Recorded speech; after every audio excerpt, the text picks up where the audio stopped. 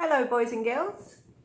Today we're going to be reading Mr Topsy Turvy by Roger Hargreaves.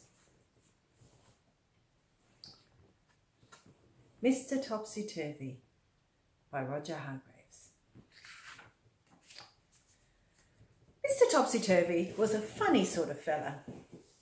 Everything about him was upside down, or inside out, or back to front. Topsy-turvy, in fact. It was all very extraordinary.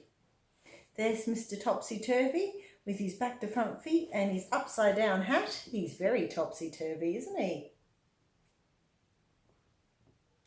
Oh, this one's difficult. Oh, got it. To give you some idea of how topsy-turvy Mr Topsy-Turvy was, you ought to see his house. The front door is upside down to start with. There we go. The curtains hang upside down at the windows. And just look at his chimney pot. They're all very extraordinary. Inside was the same. Just look at the clock standing on Mr Topsy-Turvy's mantelpiece. Isn't that the topsiest-turviest clock you've ever seen? And just look at the way Mr Topsy-Turvy reads a book. Not only does he read it upside down, but he starts to read it at the back page. There he is. Mr Topsy-Turvy's reading Mr Bump upside down and starting at the back page. That is extraordinary. And just look where Mr Topsy puts the stamp when he sends a letter to somebody. Have you ever seen anything like it? The stamp's down here and the stamp should be up here. Oh. Now, this story is all about the time Mr Topsy-Turvy came to the town where you and I live.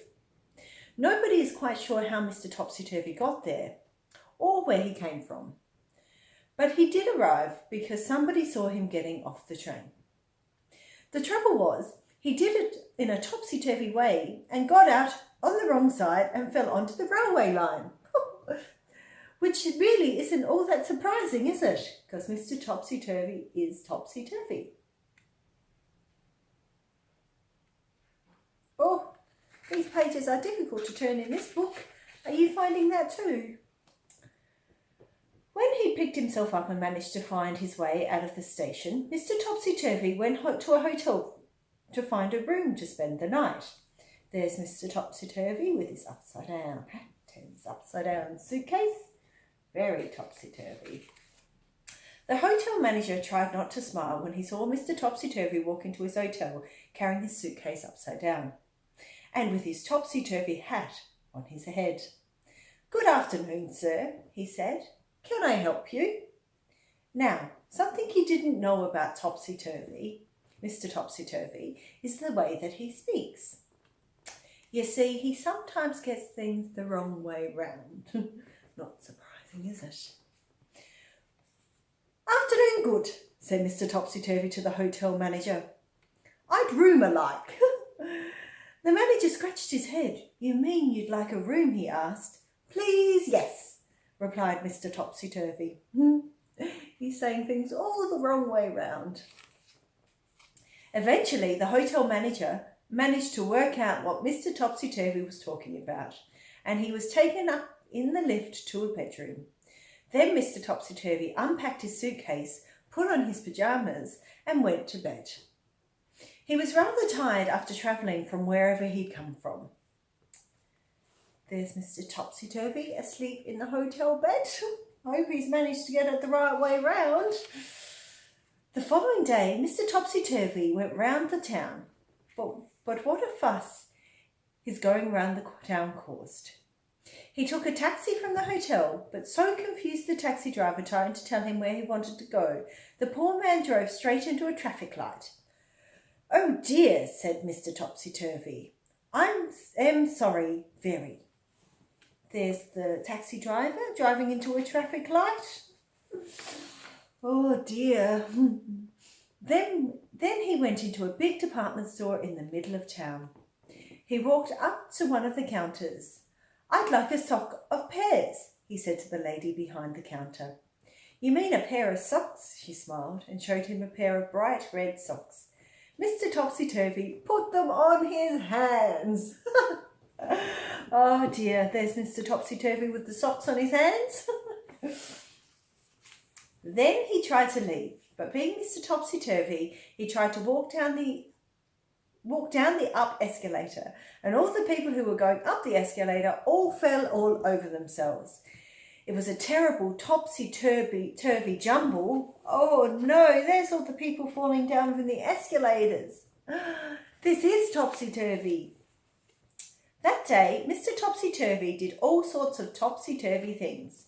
He walked backwards across a street crossing and caused an enormous traffic jam. There he is, walking backwards. He went to a library and put all the books upside down on the shelves and made everybody extremely cross. Then he went to an art gallery and insisted on hanging all the pictures upside down so that he could look at them properly. Oh gosh. There's the pictures upside down. And then, after Mr Topsy had been in the town for just one day, he disappeared. Nobody knew how he went or where he went, but he certainly went because he wasn't there anymore. And the whole town breathed a sigh of relief. But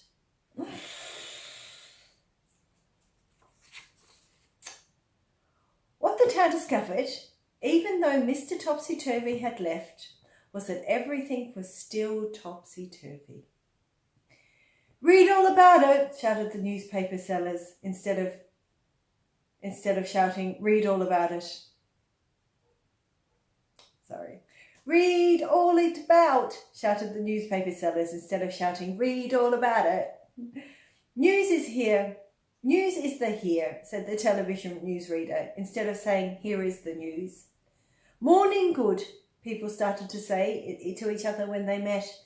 And "Do you know, do you how," instead of "How do you do." Everybody was talking topsy-turvy. There's the newsreader, topsy-turvy. Auntie Katie can't talk topsy-turvy. She finds it really difficult. She finds it difficult to say "read all it about" instead of "read all about it," like the newsreaders. Oh, can you think of something to say that's topsy-turvy? Go on, give it a try.